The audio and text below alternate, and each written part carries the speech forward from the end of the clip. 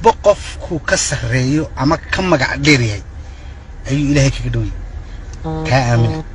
fanaanka caanka ah Maxamed Siciid Biike oo dhawaan muuqaal soo galiyay baraha bulshada ayaa sheegay in qof walba qofka uu ka magac weyn yahay isla markaana uu ka sareeyo oo alla uga dhow yahay arintaas ayaa aad u qabsatay baraha bulshada waxaana dadyowgii kala duwanaa ee fikrada kala duwan ka dhiibtay ay badankoodu sheegeen in hadalkaasi yahay mid gafa isla markaana uu fanaanku u gafay shareecada diinta islaamka haddaba arintaasi iyo waxa ay diinta islaamku ka qabto waxaan wax ka weydiiyay Sheekh Cabdiraxmaan Dheere oo kamid ah culimada waaweyn ee Soomaaliland waxaan uu tilmaamay inuu hadalkaasi ahaa mid gafa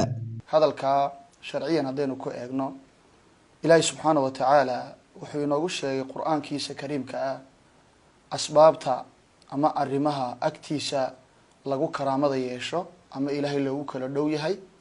إلهي وحي نوغو شيغي إني تهي الله كعبسيغا يتوسنانتا لغو توسنادو أوامرت إلهي يا أوامرت النبي صلى الله عليه وسلم الله قرآن كيسا وحكوري إن أكرمكم عند الله أتقاكم إلهي أكتيسا وحا إذنكو شرف يما موس بدن أو إذنكو كرامة بدن kuwa idinku alla ka cabsiga badan buu Ilaahay subhanahu wa ta'ala Allah ma oran kuwa idinku magac dheer leh kuwa idinku caansan Ilaahay ma oran wuxuu Ilaahay noo sheegay sida loo kala alla ka cabsi badan yahay Ilaahay loogu kala dhow yahay subhanahu wa ta'ala waxa kale nabigu noo sheegay sallallahu alayhi wa sallam Ilaahay cid uu jecel yahay inaanay marar badan ba inaanay noqon xataa dad la yaqaano nabigu wuxuu yiri inna Allaha yuhibbu al-'abda at-taqiyya al-khafi Ilaahay wuxuu jecel yahay buu nabigu yiri adoonka Ilaahay ka baqa ee iska qarsoon dadku waxa taade doonayay aqoonaanin yaanu caan ahaanin yaa la garanin laakiin Ilaahay ka baqanaya iskana qarsoon oo ciidaanay garanay buu Ilaahay u jecel yahay subhanahu wa ta'ala adoonka waa jecel yahay marka yaana waxa weeye caannimada iyo qofku inuu soo caan baxo ama magac yeesho ama bulshada ay markaa wada barataa uma aha base iyo sabab iyo saldhig uma aha inuu Ilaahay jecel yahay subhanahu wa ta'ala marka hadalkaasi waa hadal qaldan haduu uga jeedo qofka Ilaahay uu jecel yahay umada Ilaahay u dhaxdhiga qabuul taasi waxa weeye waa hadal sax ah oo nabigu sallallahu alayhi wasallam wuxuu sheegay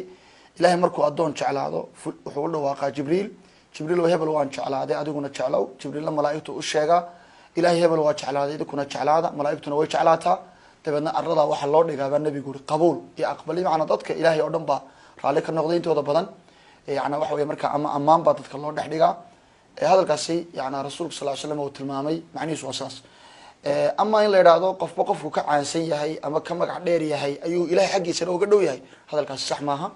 waxaan ognahay dad badan oo caan ah oo haddana ahlu naar aha Abu Jahl ba kamid aha Abu Jahl yaana maka iyo hareeraheeda ama Arabi nin ay magaciisa wada taqaan oo magac dheer ayuu ahaa Abu al-Hakam baa loo oran jiray yaana oo Arabi u taqaanay hadana maca dalika wa min ahli an-nar sida Ilaahay inoogu sheegay Qur'aankiisa subhanahu wa ta'ala marka Fircawn waa garanayna dadkoo dhan way